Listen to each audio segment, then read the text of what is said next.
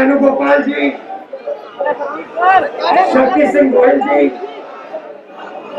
कृष्ण अरवालू, श्रीनिवास जी, youth Congress के हमारे सब ऑफिस बेरर्स,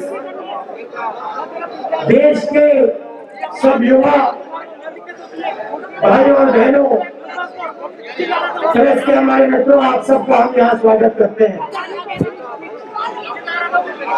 सबसे पहले मैं यूथ कांग्रेस के हर कार्यकर्ता को धन्यवाद देना चाहता हूं कि इस देश में अगर एक संगठन ने कोरोना के समय लड़ाई लड़ी, जनता की मदद की, तो वो यूथ कांग्रेस का संगठन था। तो इसके लिए आप सबको बहुत बहुत धन्यवाद। आज देश के सामने सबसे बड़ा मुद्दा रोजगार का मुद्दा है। इससे बड़ा मुद्दा आज देश के सामने नहीं है। बात सही बोली या गलत बोली? प्रधानमंत्री सब चीज के बारे में बोलेंगे, मगर रोजगार के बारे में प्रधानमंत्री नरेंद्र मोदी एक शब्द नहीं बोलते हैं। उन्होंने वायदा किया था 2 करोड़ युवाओं को हर साल रोजगार मिलेगा। भाई और बहनों, 12 करोड़ युवाओं को रोजगार मिला पिछले 7 साल में? नहीं। उल्टा लाखों करोड़ों युवाओं से उनका रोजगार छीना गया। ये सरकार, हम दो, हमारे दो की सरकार है, और ये सरकार सिर्फ 2-3 उद्योगपतियों के लिए काम करती है। आज आप देखिए, लोकसभा के अंदर ऑपोजिशन ने प्लेकार्ड पकड़ रखे हैं, मगर लोकसभा टेलीविजन पे आपको ये सच्चाई नहीं दिखाई देगी। लोकसभा टेलीविजन पे आपको बीजेपी के एमपी बोलते हुए दिखाई देंगे, मगर जो लोकसभा की सच्चाई है वो हिंदुस्तान को नहीं दिखेगी। इसी प्रकार नरेंद्र मोदी का काम हिंदुस्तान की सच्चाई को छुपाने का, दबाने का है। उनका यही काम है। हिंदुस्तान के 2-3 बड़े उद्योगपतियों के लिए वो ये काम करते हैं। मैंने कहा मेरे प्रेस के मित्रों, कहा इनसे आप पूछिए, क्या हिंदुस्तान की सरकार हिंदुस्तान की सच्चाई हिंदुस्तान को दिखाने देती है? क्या हिंदुस्तान की सरकार रोजगार की बात इनको करने देती है? किसानों की बात इनको करने देती है? कल एक छोटी सी बच्चे का बलात्कार हुआ, हत्या हुई, आपने देखा? मीडिया में कहीं देखा आपने? तो इनका लक्ष्य क्या है?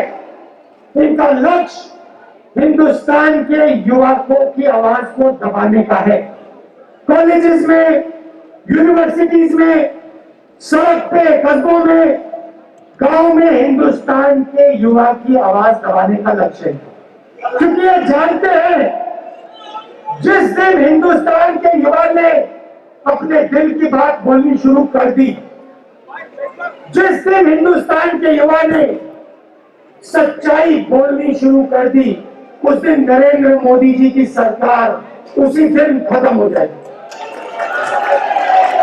भाइयों और बहनों, याद रखिए, किसी ने मुझे कहा,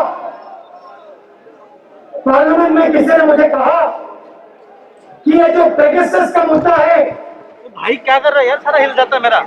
ये छोटा सा मुद्दा है। इस पर कांग्रेस पार्टी और पूरा विपक्ष क्यों अड़ गया है? भाई और बहनों, एक बात याद रखिए, ये जो आपके हाथ में है, ये आपका मोबाइल फोन है, ये आज आपकी आवाज है।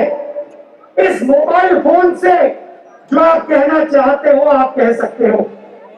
आप ये बात समझिए, नरेंद्र मोदी जी ने पेगासस को आपके फोन के अंदर डाला है। सिर्फ मेरे फोन के अंदर नहीं, सिर्फ मेरे फोन के अंदर नहीं, हिंदुस्तान के हर युवा के फोन के अंदर नरेंद्र मोदी ने पेगासस का आइडिया डाला है। आइडिया क्या है? आइडिया क्या है कि अगर आपने सच्चाई बोली तो नरेंद्र मोदी आपके फोन के अंदर है, पेगासस आपके फोन के अंदर है। और हिंदुस्तान के युवा को समझना होगा कि जैसे आपकी आवाज दबाई जाती है, जैसे किसानों की आवाज दबाई जाती है, जैसे रोजगार के बारे में आपकी आवाज दबाई जाती है, पेगासस आवाज दबाने का तरीका है। और हिंदुस्तान के युवा की आवाज कोई नहीं दबा सकता है।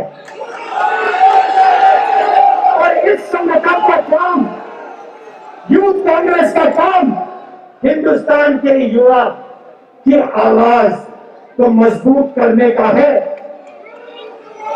और मुझे बहुत खुशी हो रही है कि ये काम आप लोग कर रहे हो। यूथ कांग्रेस के दरवाजे खोलो, दीवारें तोड़ो। और जो करोड़ों युवा आज नरेंद्र मोदी से दुखी है, पेगासस से दुखी है, हमारी दो सरकार से दुखी है, जो रोजगार ढूंढ रहे हैं, जो भविष्य ढूंढ रहे हैं, उनकी आवाज आप तेजी से जोरों से उठाओ।